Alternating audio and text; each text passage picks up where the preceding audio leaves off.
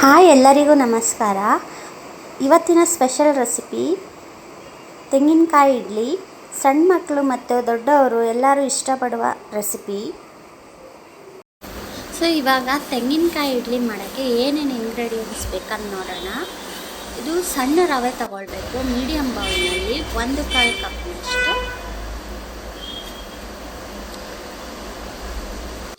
ಈಗ ನೆಕ್ಸ್ಟು ಅದೇ ಸೇಮ್ ಬೌಲ್ನಲ್ಲಿ 1/2 ಕಪ್ನಷ್ಟು ದಪ್ಪ ಅವಲಕ್ಕಿ ತಗೊಳ್ಳೋಣ. ಸೊ ಅವಲಕ್ಕಿನ ಚೆನ್ನಾಗಿ ವಾಶ್ ಮಾಡ್ಕೋಬೇಕಾಗತ್ತೆ, ಯಾಕಂದರೆ ಇದರಲ್ಲಿ ತುಂಬ ವೇಸ್ಟಸ್ ಇರುತ್ತೆ. ಸೊ ಈಗ ನಾವು ಅವಲಕ್ಕಿನ ಚೆನ್ನಾಗಿ ವಾಶ್ ಮಾಡ್ಕೊಳ್ತಾ ಇದ್ದೀನಿ. 2 ಟೈಮ್ಸ್ ವಾಶ್ ಮಾಡಬೇಕು. ಸೊ ಇವಾಗ ನೆಕ್ಸ್ಟು ರವೆನ ವಾಶ್ ಮಾಡಿ ಸ್ವಲ್ಪ ನೀರು ಅದನ್ನು ತೆಗೆದ್ಬಿಟ್ಟು, ಸೊ ಮತ್ತೆ ಅದಕ್ಕೆ ನೀರು ಹಾಕ್ಬಿಟ್ಟು ನಾವು ಅದನ್ನು ನೆನೆಸೋಕ್ಕಿಡಬೇಕು. ಎರಡನ್ನೂ ನಾವು 1 ಗಂಟೆ ನೆನೆಸ್ಬೇಕು.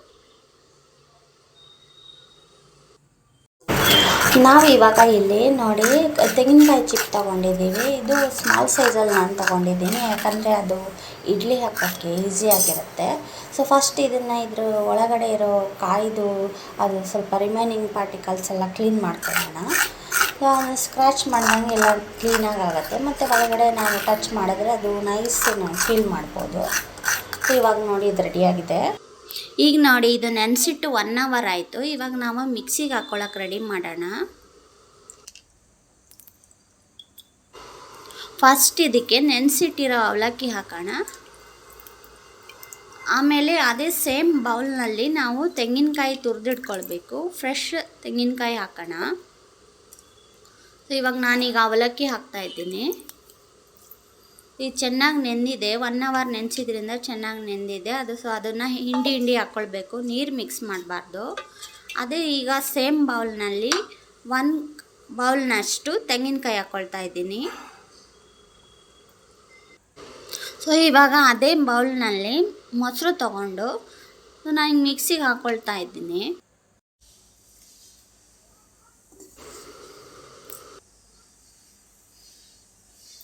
ತುಂಬ ನುಣ್ಣಗೆ ರುಬ್ಕೋಬಾರ್ದು, ಮೊಸರು ಎಷ್ಟು ಬೇಕೋ ಅಷ್ಟು ಹಾಕ್ಕೊಂಡು ನಾನು ಮಿಕ್ಸಿಗೆ ಹಾಕ್ಕೊಳ್ಬೇಕು.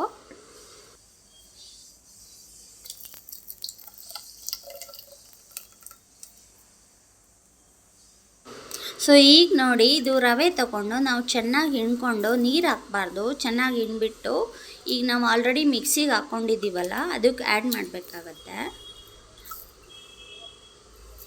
ನಾನು ಇವಾಗ ಇದರಲ್ಲಿ 2 ಟೈಮ್ಸ್ ನಾನು ಮಿಕ್ಸಿಗೆ ಹಾಕಿದ್ದೀನಿ, ಯಾಕಂದರೆ ಕ್ವಾಂಟಿಟಿ ಜಾಸ್ತಿ ಇರೋದ್ರಿಂದ.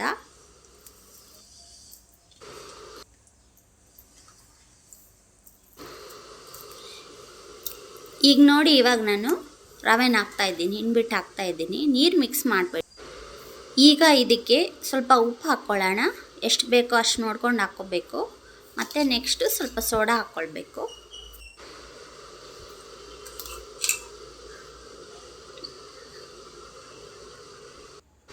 ಸೊ ಈಗ ಇದನ್ನು ಚೆನ್ನಾಗಿ ಮಿಕ್ಸ್ ಮಾಡಿ ಇಡ್ಲಿ ಹದಕ್ಕೆ ನಾವು ಚೆನ್ನಾಗಿ ರೆಡಿ ಮಾಡ್ಕೊಳ್ಳೋಣ. ಸೊ ಎಲ್ಲನೂ ಚೆನ್ನಾಗಿ ಮಿಕ್ಸ್ ಮಾಡ್ಕೊಂಡಿದ್ದೀನಿ. ಇವಾಗ ನೋಡಿ ನನಗೆ ಇದು ಈ ಒಂದು ಕಂಟೈನರಲ್ಲಿ ಫುಲ್ ಇಡ್ಲಿ ಹಿಟ್ಟು ರೆಡಿಯಾಗಿದೆ. ಈಗ ಚೆನ್ನಾಗಿ ಮಿಕ್ಸ್ ಮಾಡ್ತಾ ಇದ್ದೀನಿ. ಇದಕ್ಕೆ ನೀರು ಮಿಕ್ಸ್ ಮಾಡಬಾರ್ದು, ಮೊಸರಲ್ಲಿ ನಾವು ಇಡ್ಲಿ ಹದಕ್ಕೆ ರೆಡಿ ಮಾಡ್ಕೊಳ್ಬೇಕು. 3 ಅವರ್ಸ್ ಆದಮೇಲೆ ಇಡ್ಲಿ ಹಿಟ್ಟು ಇವಾಗ ಚೆನ್ನಾಗಿ ರೆಡಿಯಾಗಿದೆ. ಈಗ ಇದನ್ನು ನಾನು 3 ಡಿಸೈನ್ಸಲ್ಲಿ ರೆಡಿ ಮಾಡ್ತಾಯಿದ್ದೀನಿ. ಫಸ್ಟ್ ಆಯಿಲ್ ಅಪ್ಲೈ ಮಾಡ್ತಾಯಿದ್ದೀನಿ.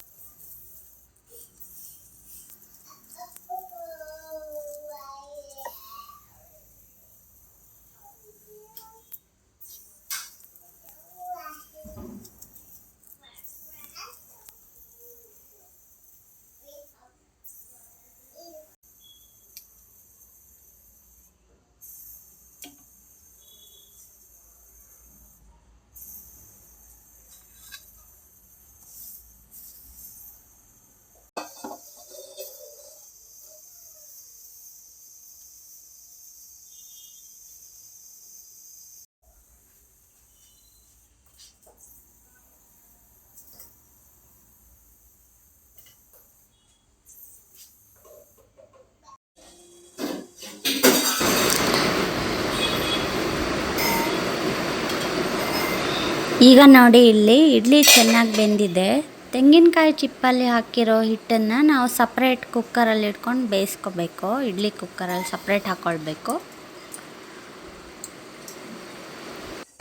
ನಾನಿವಾಗ 2 ರೌಂಡ್ ಇಡ್ಲಿ ಮಾಡ್ಕೊಂಡಿದ್ದೀನಿ. ಈಗ ನೋಡಿ ಇಲ್ಲಿ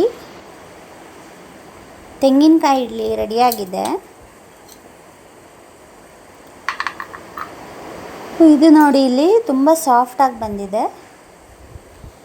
ಮಕ್ಕಳಿಗೆ ಇದು ತುಂಬ ಇಷ್ಟ ಆಗತ್ತೆ.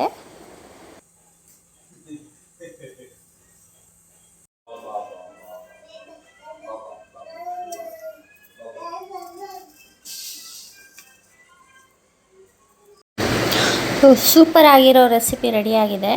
ಇದನ್ನು ನಾವು ಕಾಯಿ ಚಟ್ನಿ ಜೊತೆ ತಿಂದರೆ ತುಂಬ ಟೇಸ್ಟಿಯಾಗಿರುತ್ತೆ.